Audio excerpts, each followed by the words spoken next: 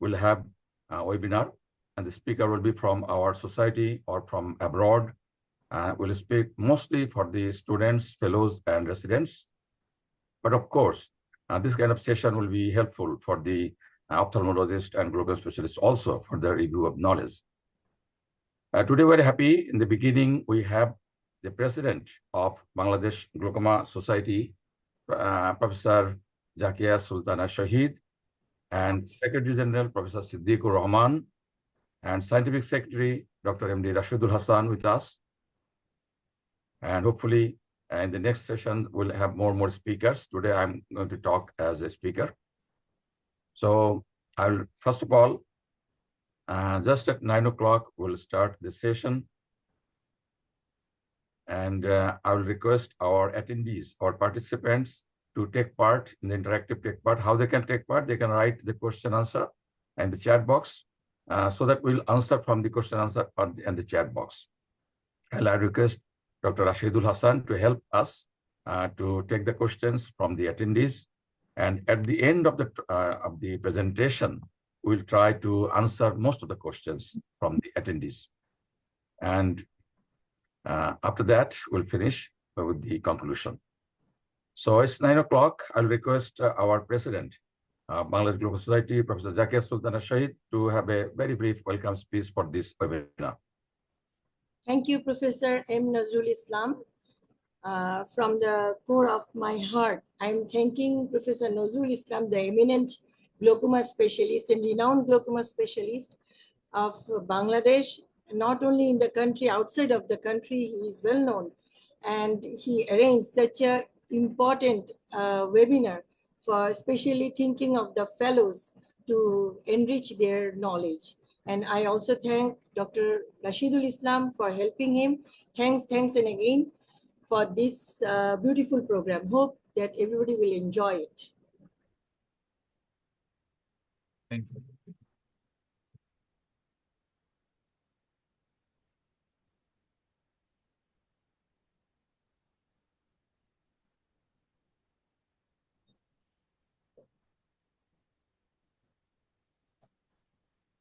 Now, can I request Professor Siddiqur Rahman, our Secretary General, Bangladesh Glaucoma Society, to say a few words.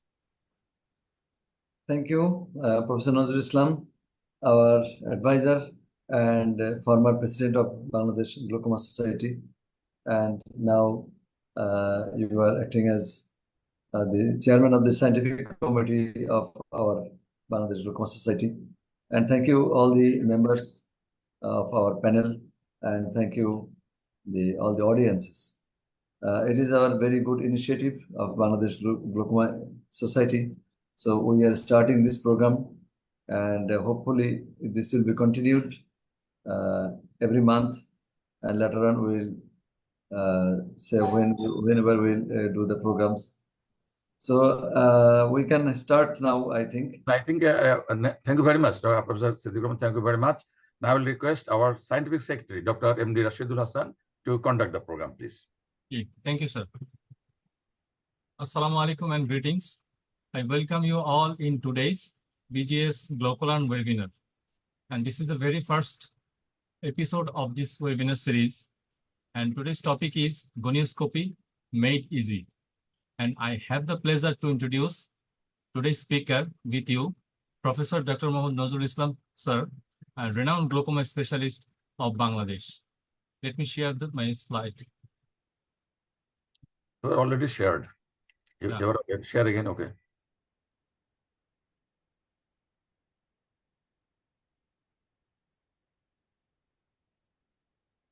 Yes, sir.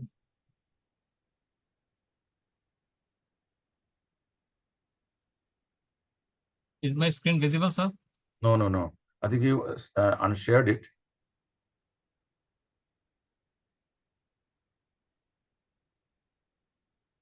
Can I try with my slide? Let me see.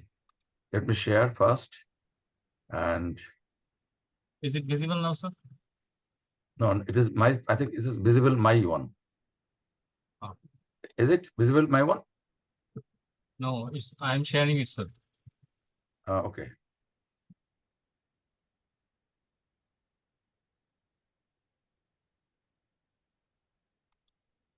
Okay, please go on.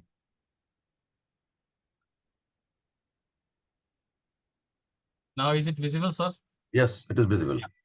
Let me introduce Professor M Nazrul Islam, sir. Professor Dr. M Nazrul Islam is the Professor of Ophthalmology and Chairman, Glaucoma Faculty at Bangladesh Eye Hospital and Institute in Dhaka. Currently, he is the President of Bangladesh Eye Care Society, member of the Board of Asia Pacific Glaucoma Society, Chairman of Jashore Community Eye Hospital and Jashore Eye and Laser Center. Dr. Nazrul Islam served as President of Bangladesh Glaucoma Society and Bangladesh Society of Cataract and Refractive Surgeons in Bangladesh. Professor Nazrul Islam is the author of 70 peer-reviewed scientific journal and editorials. He is the chief editor of Journal of Bangladesh Glaucoma Society, reviewer of some reputed international ophthalmic journal. He was invited to speak to more than 50 different international meetings in different countries of the world. Professor Nazrul is the writer of 5 books in his own language. He is the co-author of Primary Angle Closure Glaucoma, published by Springer. He received some gold medal and award from home and abroad as a recognition of his works from different organizations. His website, www.professornazrul.com, are dedicated for the patients and ophthalmic residents education. Now, I would like to request Professor Nazrul Islam sir to deliver his talk. Over to you, sir. Thank you. Please unshare. Yes, sir.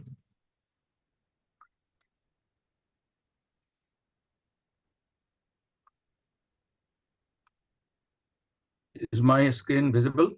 Yes, sir. I'm audible also? Yes. Okay. Thank you, Dr. Rashidul Hassan, for the kind introduction.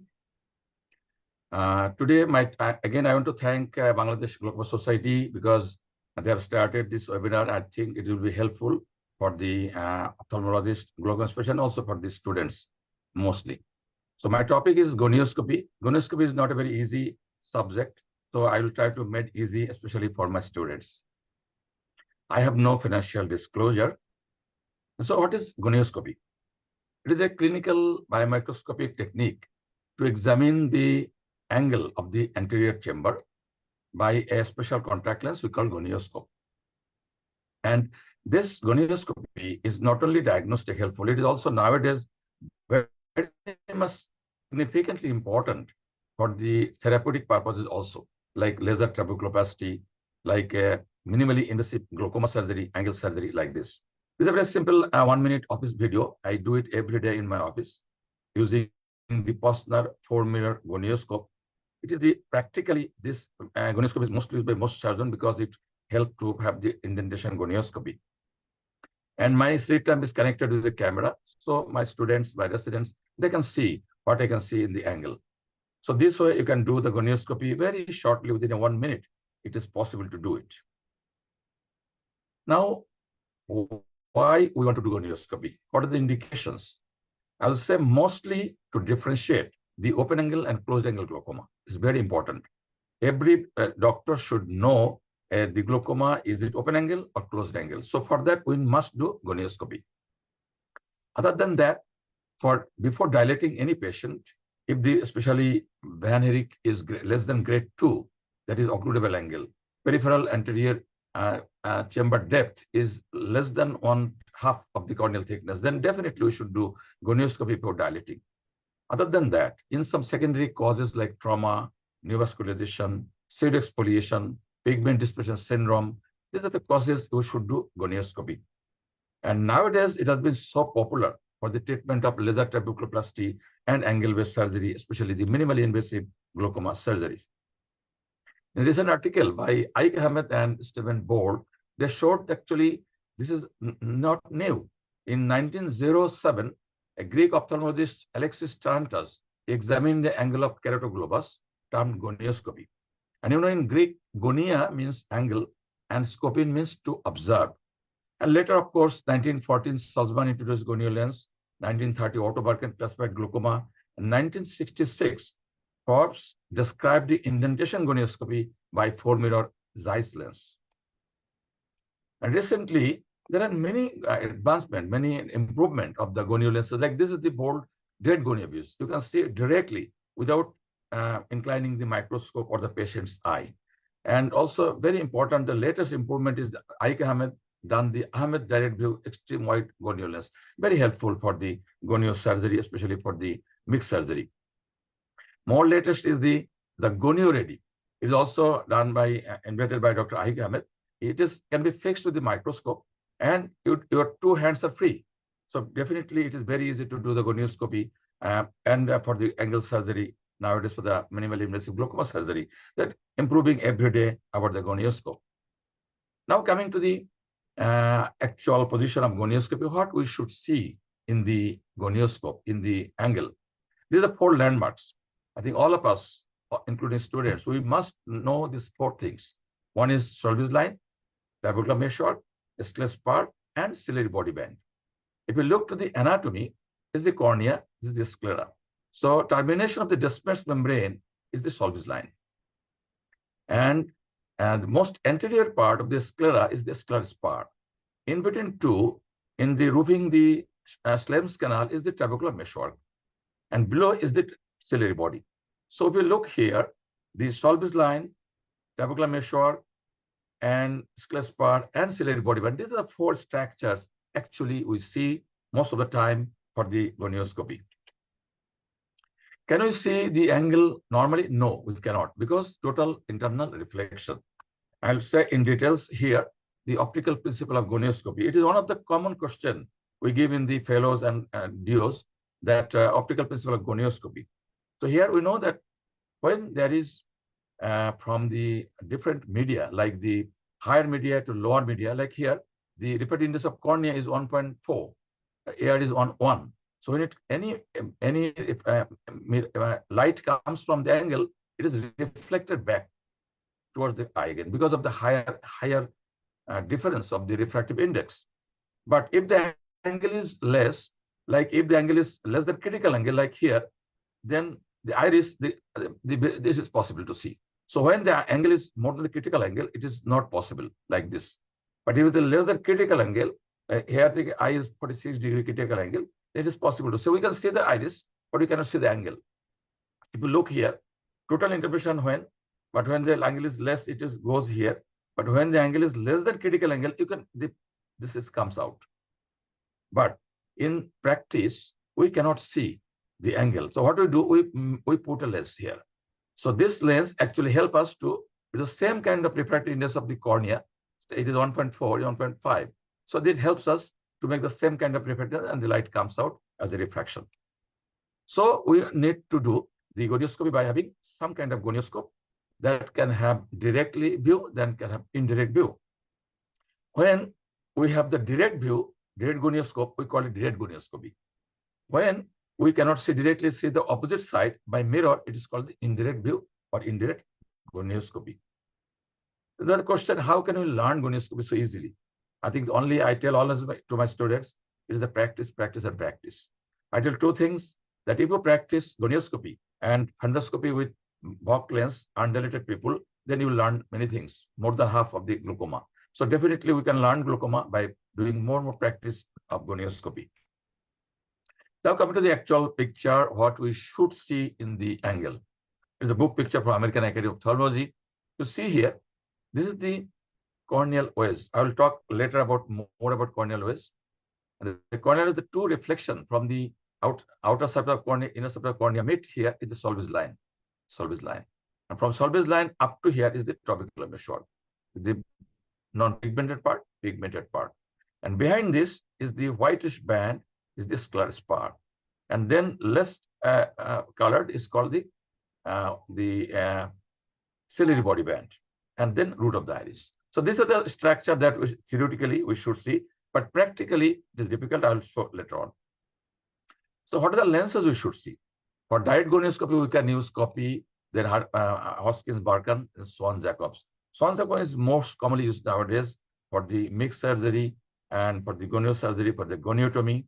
Here I'm showing you, see here, the angle you can see very nicely in the Swan-Jacob lens. And if you can see, I am doing a bang surgery here, goniectomy. So you can see the angle here, the trabecular meshwork clearly you can see. And then you can cut some trabecular meshwork here as like the Cahoot dual blade. So this is the angle that you can easily see by having inclination of the microscope and patient's eye, you can do it. This is a very important slide that in the indirect gonioscopy, you see the opposite side, opposite half, but orientation of the right left is same. For example, 12 o'clock mirror is here. You are looking to the 6 o'clock angle, and the right side 5 o'clock, left side 7 o'clock. So right is same, left is same, but opposite. Similarly, if you think here, the mirror is in the 11 o'clock, you are looking the gonio of the 5 o'clock, the angle of 5 o'clock. And right is right side 4, left side. So right, left orientation is same, but on the opposite mirror. This is very important to understand. Indirect gonioscopy actually have two different kinds of gonioscopy. One is scleral type and this corneal type. And both have some advantages and disadvantages. We look here is the Goldman lens, very popularly used, 1 mirror, 2 mirror, 3 mirror. And it is some advantage, some disadvantage. Disadvantage is that you need a coupling fluid, a viscous fluid, because it's stiff convex surface. So there is a gap here. So you have to put some viscous substance like methyl cellulose in between cornea and the lens. Otherwise, you cannot see it. And advantage is that it is very excellent optics. And lens stabilize the globe, very easy to examine and permits examination even on a non-cooperative patient. And we recommend for the students, for the fellows, to start the gonioscopy with the 1 mirror or 2 mirror gonioscope, but that is easy to understand, easy to learn. Recently, we use for the laser, we use very better quality scleral type of lenses like MagnaView lens, Latina, SLT gonio lens, etc. So if you look here, I'm doing a SLT here. I'm using Latina gonio lens here. So how I'm putting the lens in the eye. And it is an everyday matter now that we're doing this selective laser trabeculoplasty very often. And you can see, I want to show here. So nice, you can see the angle. It is very nicely said. Even a student who has not seen the angle will be able to understand this is the trabecular meshwork, this is the sclera part. So it is very easy to understand, very easy to do. So for the doing the gonioscopy for the trabeculoplasty is very easy. So whenever you see the trabecular meshwork, just put the laser on over the trabecular meshwork, and it's the 400 aiming means 400 micron. So just over the trabecular meshwork, you can put the laser. So this is very important advantage, having the very good kind of lens along with the laser. Now the corneal type, it is most commonly used practically by the surgeon because these are the lenses. And we have Posner, Zeiss, Sussman, and different kind of lenses that can be used as a 4 mirror lenses.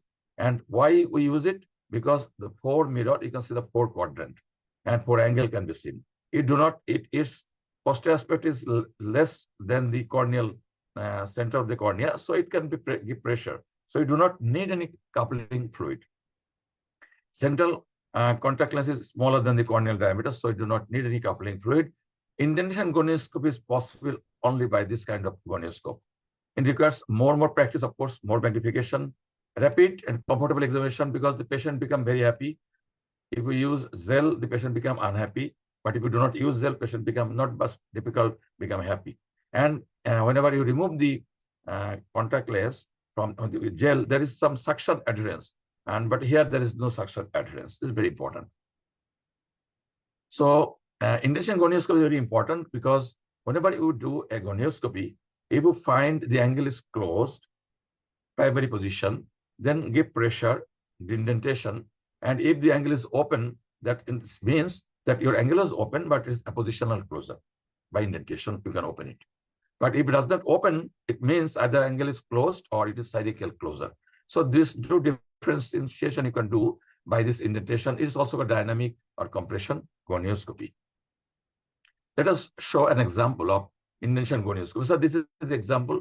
The primary position, the angle is not open. I cannot see the trabecular meshwork here. But if we give pressure, then you can see here there is the trabecular meshwork and also the sclera part. So this is the indentation gonioscopy, and we must practice indentation gonioscopy to differentiate the appositional closure or cynical closure. There is another term is called manipulated because it is different and can be done both by scleral type or corneal type of gonioscope. If you have a convex iris like this, then you cannot see the angle. But you put your lens towards the angle or ask the patient ask opposite side, then you can see the angle. So this is the manipulation. This is called the manipulative gonioscopy. It can be done by both type of gonioscope. Now I'm coming very important slide. Before starting your gonioscopy, we should do some points, very important. Every point is very important. Counsel the patient what to expect. Without counseling, the patient will not cooperate. Tell him this is very important for your diagnosis, for your treatment, for your prognosis, so patient will accept it. Give surface anesthesia, proparacan, at least twice, 3-minute interval, so patient should have pain-free examination. Make the slit lamp bright, illumination bright, short slit beam, maybe 2 to 3 millimeter only. Slit gonioscope lens, say maybe 2-mirror gonioscope lens or the Posner lens, anyone. Use your elbow for the fixation. Gently apply the lens to the cornea without compressing fast. Try to see inside the corneal OS if possible. Then otherwise you see mostly the stress part, sometimes visible. And assess the angle structure in every quadrant. Assess the level of iris insertion. Exclude any iris configuration like plateau iris. You should exclude it. And look any additional pathological anomalies in the angle. So all of us, we must remember this for Solbes line, which is the peripheral termination of the Descemet's membrane, the trabecular measure that extends from the Solbes line up to the sclera. Sclera is the most anterior projection of the sclera, appears as a narrow whitish band, and ciliary body that's just behind as a sclera from the sclera as a pink, dull brown, or slaty gray band. Now I'm talking a little bit about the corneal OS. It's not very easily visible, especially in the early time. Without experience, it's very difficult. But with experience, it is possible. If you make your slit beam a little bit more 30-degree nasally, it is better visible. What you will see one reflex from the outer corneal surface, one reflex from the inner corneal surface. And these two reflex in a OS pattern will meet here. Where it will meet? It will meet in a line. What is that? This is the Solbes line. It's the termination of the space, very important. So you will find it, and sometimes the pigmentation is very less. So with the reflex only, you have to see the Solbes line. So it's very important. So we have to understand, we have to practice to see the Solbes line. So then at least this kind of case is very difficult to see. But with these reflexes, you can understand where is the Solbes line. And with the corneal OS, you can identify here the open angle. Here you cannot see any structure, the closed angle. So I think is one of the slide that actually we see inside the eye. So I think by this time, my students, you have understand that this Solbes line anteriorly is this one. Or if I go from behind, this is the ciliary body band, root of the iris, ciliary body band. And anterior to this is the whitish band, is the sclera. And from there, the pigmented part, this is the trabecular meshwork. And in front of this is the anterior non-pigmented part of the TM. And after that, this is the Solbes line.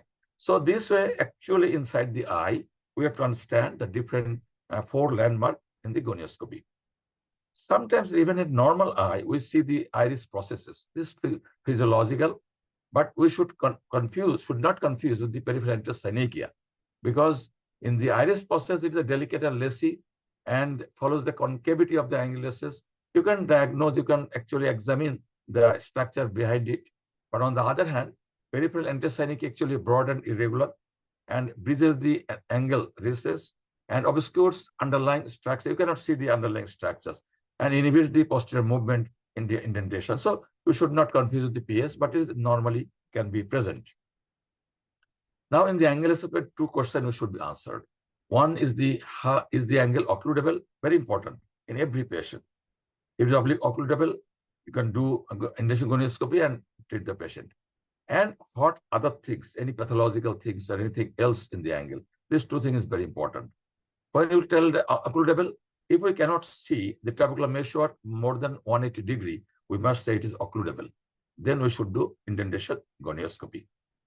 Now I'll show you some example of normal patient, normal eyes, open angle. So you can see very easily that this is the patient having the ciliary body band, sclera, trabecular meshwork, and Solbes line. Here the angle is not seen, it's closed angle.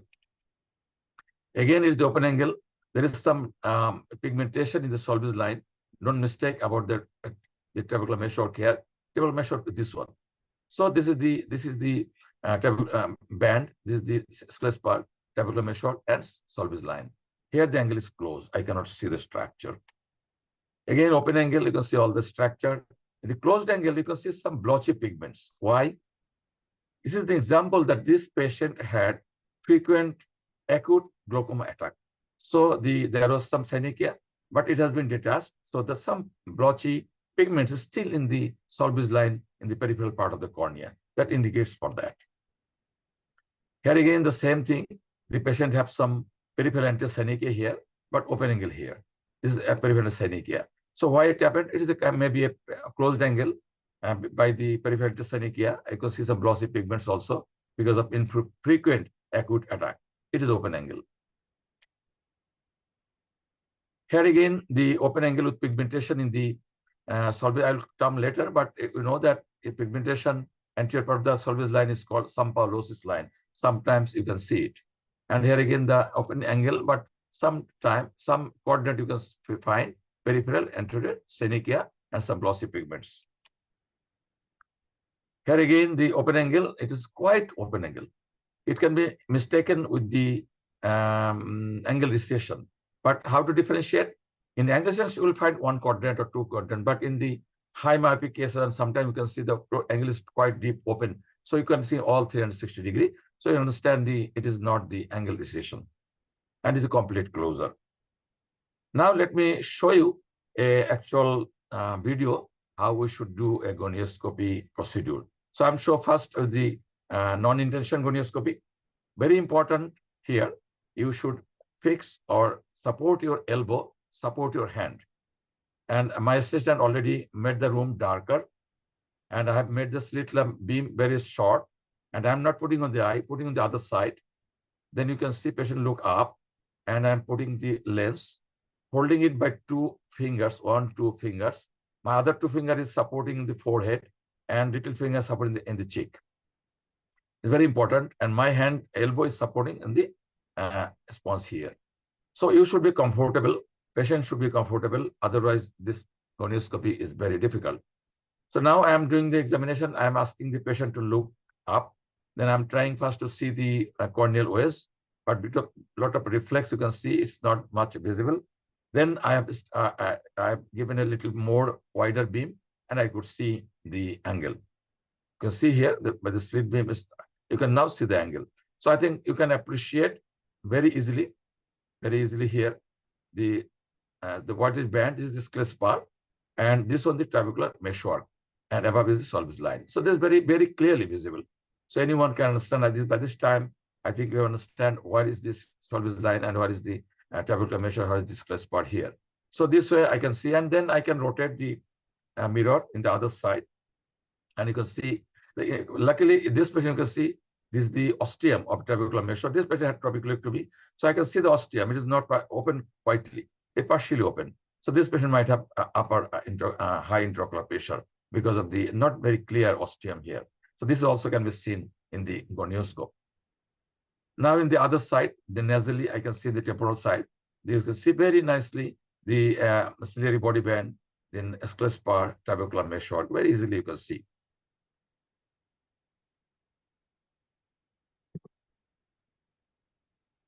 So now, when coming out, please see here what I'm doing, how I'm bringing it out.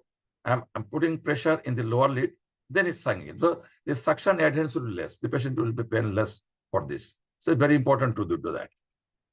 Now I'll show you the indentation gonioscopy. I'm using a Posner 4-mirror gonioscope. So similarly, I'm fixing because I'm using handheld gonioscope, fixing my hand, little finger with the machine like this, the other handle here, and fingers with this. So first of all, I'll do simply the iris, just see the iris and the angle. And if I see here, I cannot see the angle clearly.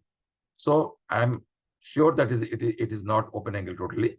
So now I will give compression or pressure over the iris, very little, very gently. Then you will find the structure here. This is the sclera part and trabecular meshwork. This is you can see very easily. And the anterior part, and this is Solbes line. So this is the indentation gonioscopy. So first of all, we'll do without any pressure, just gently put the lens over the eye, and then if we do not find all the structure, if you find all it's fine, it's open angle. But if you like this, if you don't on the other side, you don't find all the structure, all four structure here. So now I'll give indentation or give pressure.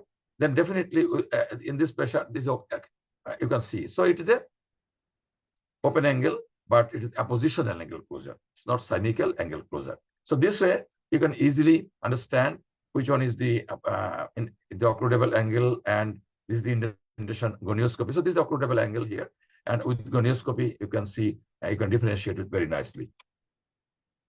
There is another condition is called testing condition 2. Whenever you have already diagnosed, then you can increase your illumination, increase your broadness beam, because now you want to see something more, something, any manipulation, indentation, something more, like any pathological factor, like if you have any pigmentation, any pseudoexfoliation flakes, any new vessel, any angle recession, pigment collapse, prevented synechias, silicone oil, sign of sign or double hump sign. So these are things sometimes you'll see better in the gonioscopic testing condition 2, that is increasing your illumination.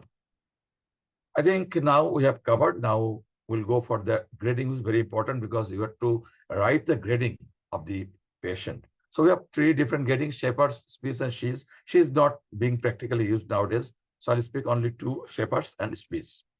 It's very important to see the grading. So I will make it easy for you that this is the book picture. And whenever you see 4 landmarks, this is called grade 4. We call it 40-degree angle, 40 to 45 degree. Whenever give anterior 3 structure, then 3 star means Solbes line, tabular meshwork, scale spot means grade 3, 30 degree. This 2 are open, this 2 open angle. But grade 2, when you find Solbes line and tabular meshwork, the PTM, pigmentation, then it is usually open, but it is maybe occludable sometime. Especially if you see grade 2B. Grade 2B means grade 2, you can see the trabecular meshwork, but not clearly the pigmented trabecular meshwork. So the anterior part only, the 2A and 2B. So in this case, it is occludable angle. But in grade 1, when you cannot see the trabecular meshwork, see only the Solbes line, then definitely is grade 1, 10 degree, it is occludable. And grade 0 is already occluded because no structure is visible. So this is the Shaper's grade, and most of us, we mostly use the Shaper's grading. I think it is most important for us, for the students, to understand what is grading, Shaper's grading. Sometimes space grading is useful, especially in the plateau-wise configuration, because they have in the ABC, they have different kind of way of classification, like insertion of the root. If the iris insertion anterior to the Solbes line, we call it A. Behind the Solbes line B. Over this crest per C, it is deep. Behind it, more deep, extreme deep. So they are corresponding with the Shaper's grading, like A is the 10 degree, 20 degree, 30 degree, 40 like this. And regarding this configuration of the iris, if it is bowing anteriorly, it looks like this, B. If it is plateau, there is a anterior convexity in the apex, it is called the plateau configuration. And normally flat, sometimes concave in the pigment dispersion syndrome in other cases. So this is also useful in some cases. Now, how to write in the prescription, documentation, and photography. This is the Baker's it is very good, but sometimes practically we don't write it. But for the students, if there is a question in the examination, you should write it and also make the diagram, because it gives very nicely, elaborately the Solbes line outside, inside. It is the here. So the angulation looks like this, pigment looks like this. So very, very important. So I think practically we don't write most of it, but practically what to do, practically route like this. Very simple goniogram. You can like this class part here, Solbes line here, in between pass, you can route it there. Or simply you can make some arrow here. Or more simply, you can make 2 cross, superior, inferior, nasal, and temporal like this. You can make both sides. So I think that most of the time, most of surgeons write like, if it is angle open, 0, angle close, route like this, just write like this. If it is open, the pigmented TM superiorly, specified inferiorly. So just write the anatomical position in the fourth quadrant. That's very good to write it down. If the angle is open, you can write SS in 4, even ciliary body inferiorly, because the inferior angle is usually open. So this way, the best way you can write in your prescription and very easily, short time.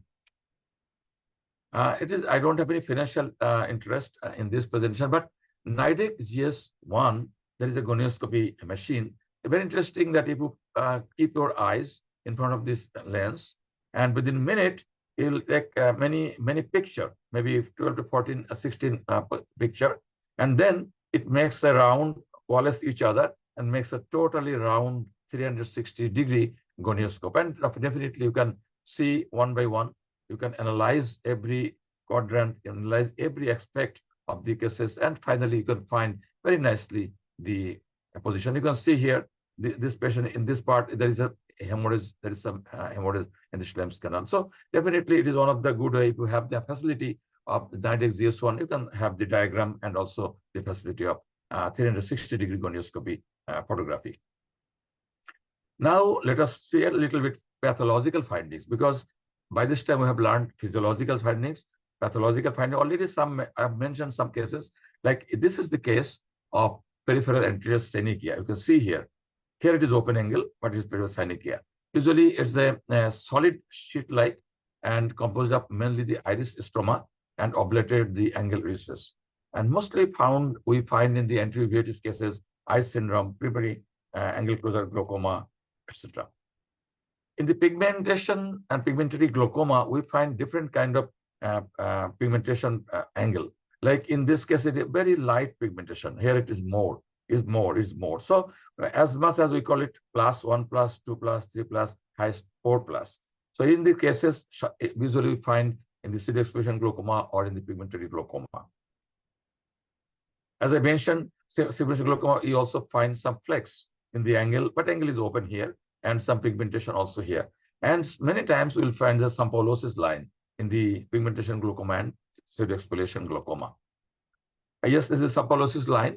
You can see sometimes you'll be confused. Which one is the trabecular measure, this one or this one? So definitely from going from posterior to anterior, this is your ciliary body band. Then this is the sclera part. This is the trabecular meshwork. This is the anterior part of the trabecular meshwork, and this is Solvis line, but it is pigmented. So this is sympolosis line, very important. And it is seen already, I mentioned, seen mostly in the pigmentary glaucoma and pseudo-exposition glaucoma. As I mentioned, in pseudo post-traumatic anglicization, you will find in one quadrant, two quadrant, you will find there is cleft here, the wide open of the ciliary body here, and some ciliary processes also you can see here. So there is a history of trauma also. So if there is like this, definitely you will warn the patient, you might develop glaucoma later on. And of course, if the patient is having a long-time diabetes, history of retinal venous occlusion like CRBO, BRBO, ocular ischemic syndrome, chronic anterior, you can search for the new vessels in the angle like this. It's very important. This is important slide, and that sometimes we find the plateau iris configuration in the iris. You see here there is some irregular double hump pattern, elevated area, here, elevated. So there is a dipping here. So if we see here that dipping here, because of the indentation, the equatorial part of the lens makes dipping, and the lens causes the convexity, and also the peripheral anterior insertion of the ciliary body causes another convexity. So this is the two hump, double hump pattern. We call it double hump pattern or sine wave sign. This is very important for the plateau iris configuration. And we know that plateau iris syndrome is different. That is, if after doing the peripheral iridotomy, still the configuration remains same, we call it syndrome, plateau iris syndrome. This is another example of another cases. You can see the double hump pattern, and in the UBM you can find the peripheral insertion of the ciliary body, and it pushing the iris and making the angle closer. So this is the plateau iris configuration and syndrome. I think now is the time that I will give some quiz, and if my students, especially fellows, are there, and they can try to answer in the question box, my Q&A session, then it's fine. So what is the diagnosis? If we can see here, it's the open angle. There are a lot of pigmentation here. There is a deeping here, mostly. So I'll ask later if anybody can answer from Dr. Rashid. This is the pigment dispersion syndrome, because it's very common that there is a dipping and a lot of pigments. Already I showed the slide, the diagnosis, I think very easy, pseudoexposition syndrome. And what is the diagnosis of this case? It's really difficult because this is a common physiological changes, some lacy pattern of iris stroma here, and angle is open. It is sometimes found in the juvenile open angle glaucoma.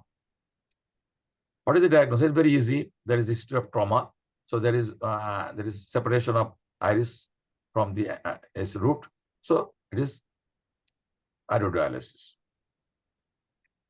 This is again history of trauma, and you can see there's a lot of blood here. So anything else? Yes, this patient is having not only also angulization, cyclodialysis also. Not only the iris, the ciliary body also there is dialysis. And this is a video showing open angle and some change in pigment dispersion. So anyone can guess? Already we mentioned when there is pigment around the underlying of the Solbes line, this is the Sampalosis line. So this is very interesting. One of my case had the vitrectomy surgery, and after 2 months, the patient came having high intraocular pressure. What is this case? It is also very easy, as I mentioned, VR surgery, so it is silicone oil. And this is a magnified view of this one. What is this? The ostium is not open, so definitely it is closed ostium. This one, I think recently many developed countries, they are doing this surgery in the angle. This is the eye stent implant, the TM. And lastly, if anybody can diagnose this, because the open angle, but there is some blood here over the trabeculum. What is why? Why there is bloody in the trabeculum? Then there is a blood in the Schlemm's canal. Then you can see blood here. What are the causes?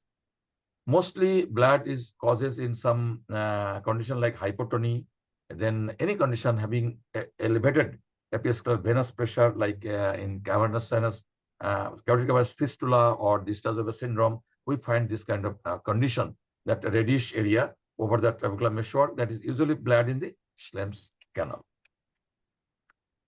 Finally, at the end of my presentation, we have done many gonioscopy, but there are some contraindication that we should not do gonioscopy. That is the lacerated, perforated, wound eye globe. There is high fever, you cannot see anything. In the infection, painful, inflamed eye, we should not do gonioscopy. And it's very important for us. Maintenance of the gonioscopy is very important. After every examination, we must wash it by soap and water, rinse it, then disinfection by 2% glutathione or by 70% isopropyl alcohol. After every patient, we should do it. Otherwise, we can transmit the infection from one patient to the other. These are my references. So with that, I thank again to all of you, to my panelists, to President, Secretary General of BGS, Scientific Secretary Dr. Rashid, and all the participants who are attending, who are seeing this webinar. I think you will ask your queries so that myself and my panel will try to understand and to give the question and answer session. So I think I'll stop share now. Yes. Thank you very much. I will request Dr. Rashid, if is there any question, then we can answer. And thank you, sir, for your splendid and very informative talk. And now it's time for question and answer. I would like to request all attendees to write their question in the chat box, and we will try to answer their queries. I'm seeing one of the question at the outset. I would like to ask, what are the prerequisites to do gonioscopy? I mean, what are the tools or surroundings needed to start gonioscopy for a beginner? Thank you. A very important question, Dr. Rashid. Actually, those who want to learn gonioscopy, first of all, we'll recommend not the 4-mirror gonioscope. We'll recommend 1-mirror or 2-mirror gonioscope. And if you have the facility to use like Latina, MagnaView, it is very nice. You can give the coupling jelly, methyl cellulose, and use that one. If you don't have very cheaper, you can find an Indian-made gonio lens, 1-mirror, 2-mirror. You can use that one also. And if you use some methyl cellulose, it very nicely you can put on the eye Only thing is a little bit discomfort for the patient, but you can learn. You can rotate it this way, that way. So it is very important. And you need a street lamp. And during this already, I have shown you that a room should be darker and must be well counseled to the patient. So the patient will cooperate with you. Patient will look up, and the street lamp beam should be smaller. And this way you can do gonioscopy. Already I mentioned in my presentation. Thank you. Yeah, thank you, sir. Another question has arrived. Can gonioscopy be done after dilatation? Good question. Good question. I think I will ask our president also. Yes, there is a way that a patient can do it. Usually, you should not do it. Usually, but suppose in a case you need to dilate to see, then there is different ways that do a prophylactic peripheral iridotomy, then do dilate. This is one of the way. If it is not possible, then of course keeping in mind that this patient might have even open angle glaucoma. So even after dilatation, you try to do gonioscopy. If it is open angle, you can see all the structure. So it's not open angle. It's not a problem. You can, of course, you can do it. And if not, it's really closed angle, but even you need it, then best way to do peripheral iridotomy. Otherwise, you be prepared. Take them acetazolamide, give the patient to the patient, then make the pressure down. Then always be sure the patient is having a pressure or not.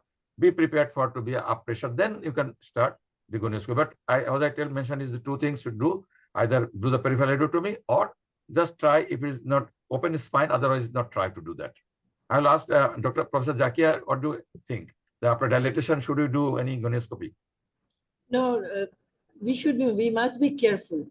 Only that because after dilatation, if you do gonioscopy, we will not get the actual result. So why should we? And the thing is that we must be careful while doing gonioscopy in case of angle closure glaucoma, because that is very, very important. The room should be darker. Otherwise, you can't have the actual result. Thank you. Thank you. Professor Siddiq, you want to add anything on this very important subject? Because sometimes the patient comes to us either acute glaucoma with dilatation, they come, and sometimes other people can dilate, then they come to us. So what will do in that cases? Thank you, sir. Actually, when we see the mass, in which hospital we see the mass patient, many patients we see that sometimes mistakenly our staff or somebody can make the patient dilated.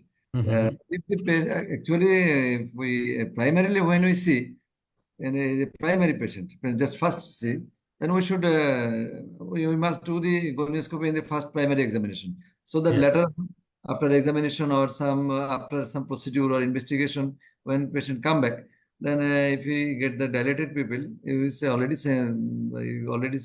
told in open angle case usually we see all the angle. If dilated case we see the angle, then definitely this is open angle and no way to angle closer. But in a case of doubtful case, shallow AC, if somebody make him or her dilated, though we should not miss the gonioscopy, we should check it, but cautiously, especially with the 4-mirror, because 4-mirror lens we can control it, and any special pressure will not be over the cornea.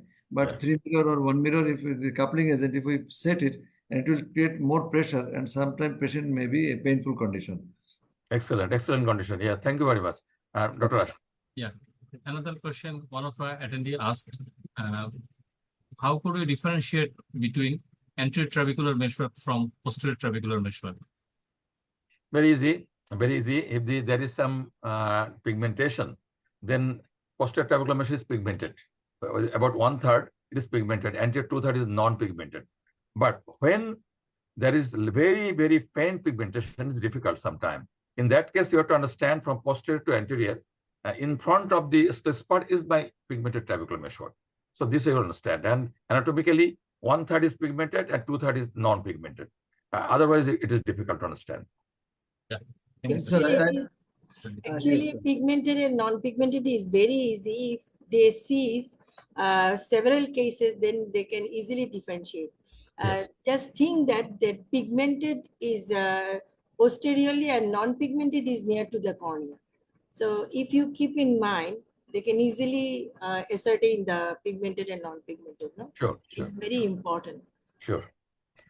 Professor Siddiq wanted to say anything? Sorry, actually, this is pigmented and non-pigmented.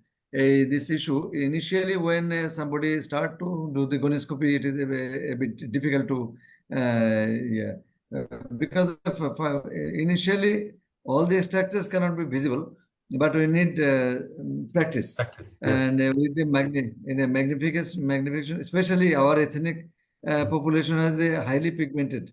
So it is non-pigmented areas difficult to differentiate, but the Caucasians or others, European we can differentiate easily. But in our country, it is difficult. But light is a very important factor during the gonioscopy.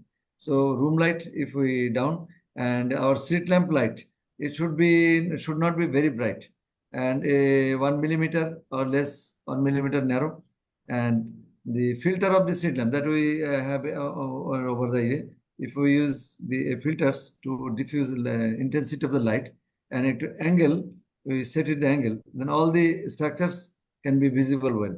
Then it is a practice. Just keep in mind we have to see the pigment.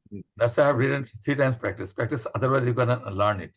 You need practice, at least you see thousand eyes. Then you learn gonioscopy. Gonioscopy has a long Any- learning curve, undoubtedly. Yes, sure. Dr. Ashad, any question more? Yeah, sir. Another question. One Okay. of our new fellow, he wanted to buy a gonioscope. He asked what lens he should buy as a beginner to start with gonioscope. Thank you very much. Already I answered a little bit.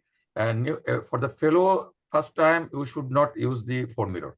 You start with the scleral type of gonio lens that can be from Indian or from other countries.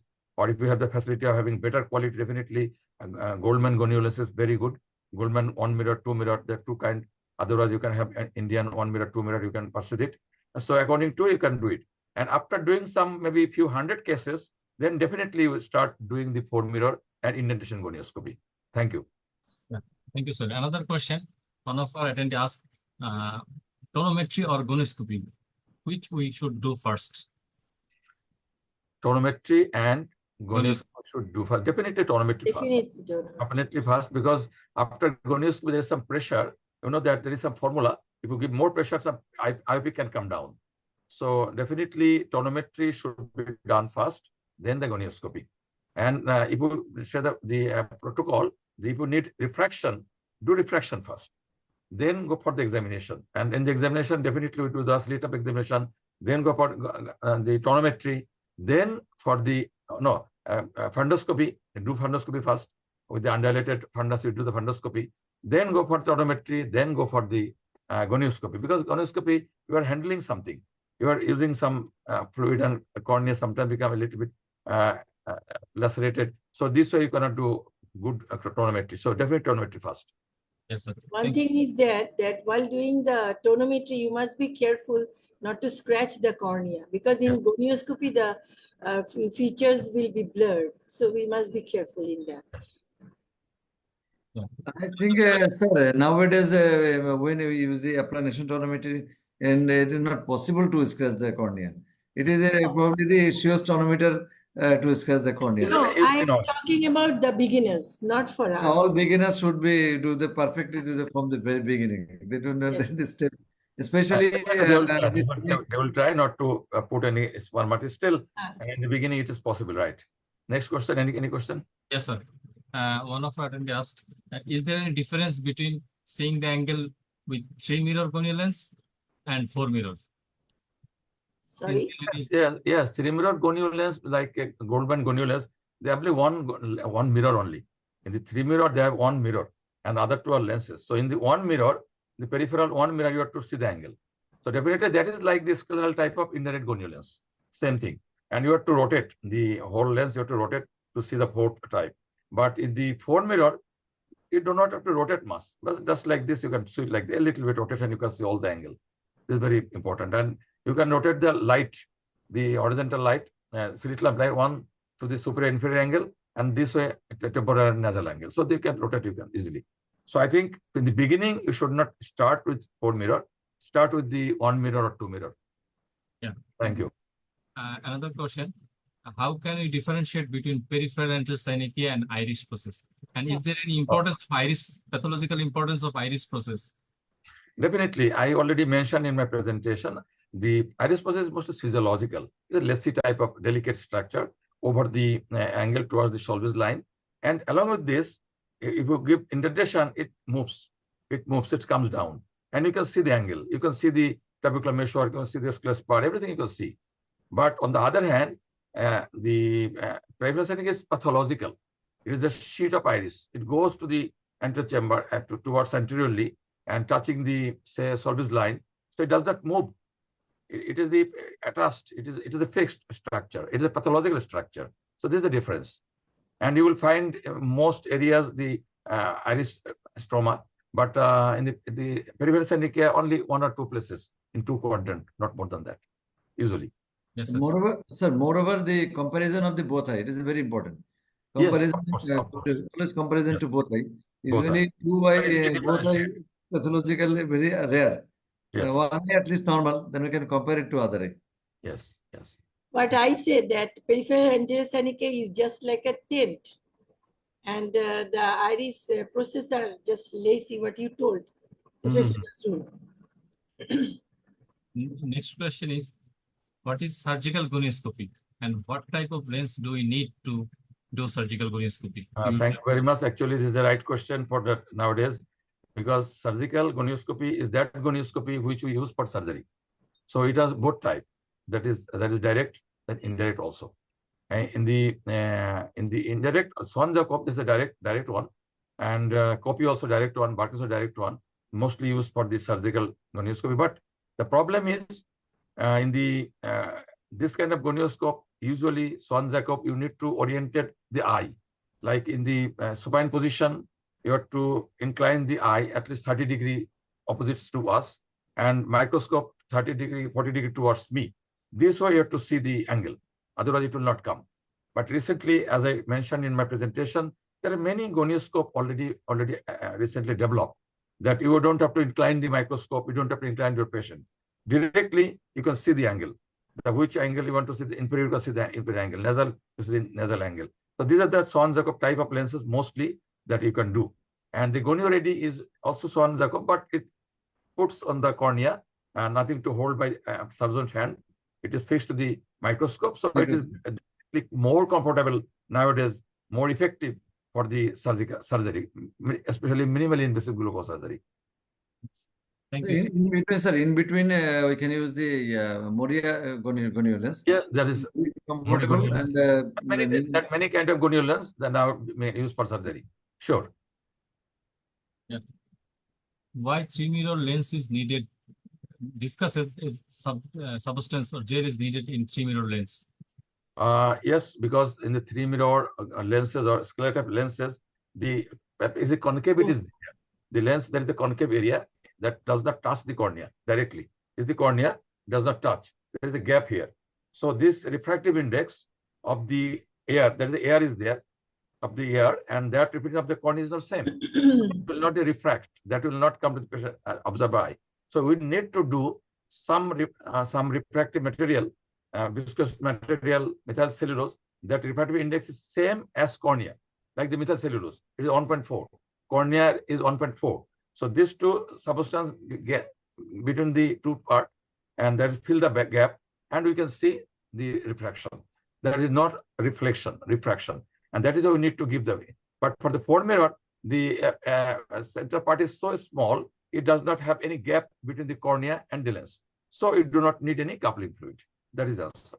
Sir, I can add something, sir. Actually, what they want to should know, actually the 3-mirror lenses are made for the procedures. We can examine with it, but to do some gonio procedure in OPD, like the laser or something, then with this actually holds the eyeball. The eyeball will not move. When we set it, the eyeball will be fixed. Then we can do some laser procedure and everything we can do with the 3-mirror and 1-mirror also. But 4-mirror is actually made for the examination purpose. So that quick examination, we should not do any much more arrangement for this. So they need not to coupling. Who want to do the procedure start, then they start with the 3-mirror. And only for examination at OPD, we should have the 4-mirror, any type of 4-mirror. Then we can we can do the procedures. Right, right. Yeah, sir. Next Really, question. sir, I feel comfortable with 4 mirror because you don't have to rotate now. You are You experienced, can look Charlotte, at the that's why. time. You can see whole thing. For the students, formula is difficult because Yes. I have seen that they cannot clearly. So it is better to start with one mirror, two mirror, or three mirror, one mirror. So it is better. As Dr. Professor Siddiq mentioned, it is very easy to cooperate, take the cooperation of the patient, and holding of the lens is very easy. Definitely, with experience, the 4 mirror is the answer for diagnostic purposes. Definitely. Yeah. So next question is there any alternative to gonioscopy? Actually, yes, there is alternative. There are many things nowadays that we have intersegment OCT, we have UBM, many things we can see the angle. But another is the what do you call Video gonioscopy, sir. But that is also video, gonioscopy. video gonioscopy. Yes, video gonioscopy. There are many ways, but gonioscopy is still the gold standard. Gold standard. Yes, sir. Thank you, sir. Actually, the gonioscopy, when you see, they see multiple things. The depth, dynamism, dynamic gonioscopy, on the pressure, what is the behavior, and you can tilt the eye, Right, right. see over the hill vision. Yeah. I think color. another thing, Rashid, I can mention here the what do you call the angle. You can see the angle by slit lamp, Van Herrick's method. That is also many people they practice the Van Herrick. It is also good for the general patient seeing, but you will see the Van Herrick is shallow antechamber, and as I mentioned, if it is less than half thickness of the cornea peripherally, then you should do gonioscopy. So Van Herrick is not the correct answer to gonioscopy. You can do sometimes, but whenever you find at least shallow antechamber, whenever the peripheral part is shallow, it is less than half thickness of the corneal thickness, definitely we should go for gonioscopy. So there is no alternate for gonioscopy, I think. Yeah, sir. I think we have finished our term. Any other question? Yeah, sir. Last question. Okay. Findings of gonioscopy in neovascular glaucoma. Thank you very much for the question. Actually, in the neovascular glaucoma, we have many findings. Number one, if in the end stage, definitely there will be closed angle. You will not find any structure. The whole structure is not visible because peripheral scenic is 360 degree. So usually no structure is visible. If it's the earliest stage, like in the open angle glaucoma stage, then definitely you can see the structure. You can see the structure. Number one. Number two, if the long-term diabetes or you can keep in mind that I might see the new vessel in the angle.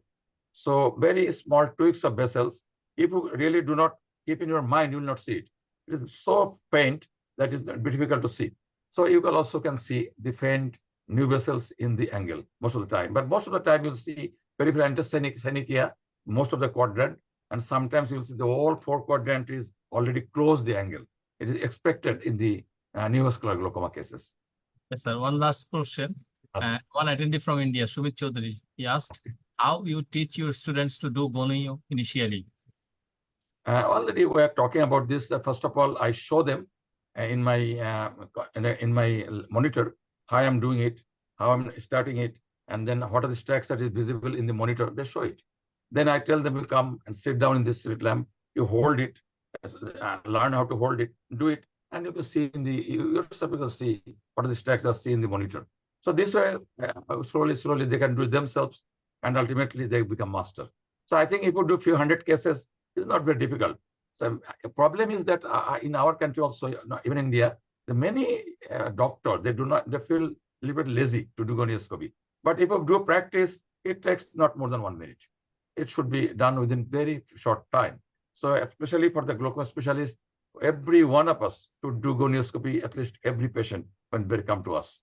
And at least there is a point. And for the glaucoma patient, every 3 months, 6 months, we must do it. Even we have done a laser peripheral iodotomy, LPI, we must do gonioscopy. The patient also may behave differently. So every frequently we should do gonioscopy. Thank you. Thank you, sir. Should we finish now, sir? I think, yeah, I think we'll finish now. We must thank the students, fellows, and participants. They have attended in this webinar from home and abroad, and especially from outside Bangladesh. We'd like to thank you so much. And I hope you have enjoyed and learned little. And I'd like to thank also our President and Secretary General of Bangladesh Glaucoma Society, Professor Zakir Sultan Shahid, Professor Siddiqur Rahman, and Dr. Rashidul Hassan, our Scientific Secretary, for this webinar. And every month, at least once or twice, we'll have this session. We'll give the email to the attendees and they will try. So with this, I'd like to thank all of you. And our next webinar, Dr. Rashid, if you want to show it, next webinar. If you have, I can share. I'm sharing it. Okay.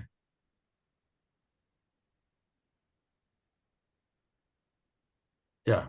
So this is the next webinar that will be on 10 June. 10 June, same time, 9 p.m. to 10 p.m. Bangladesh time. And then our Professor Iftikhar Mohammed, our ex-Secretary General of Bangladesh Glaucoma Society, and he was former head of ophthalmology and glaucoma division of NIO. And he will speak on role of OCT in glaucoma.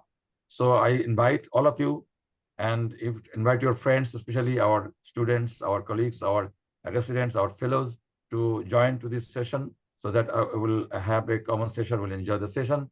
And we're waiting until 10 June. Professor Munir will talk on that session.